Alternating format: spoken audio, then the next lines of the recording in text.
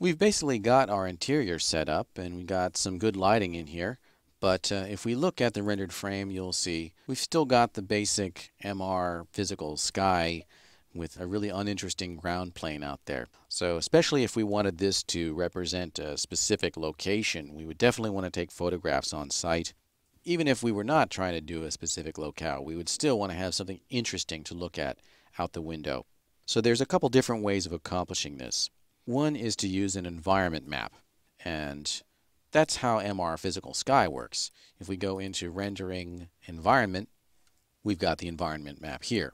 Now you could put a bitmap in there, and you could set that up so that it would map onto an invisible sphere or an invisible cylinder that's an infinite distance away from your scene. And that's kind of like a finesse way of doing it. But the problem with the finesse way of doing it is that 3ds Max is not very happy with that, and you'll actually have performance issues.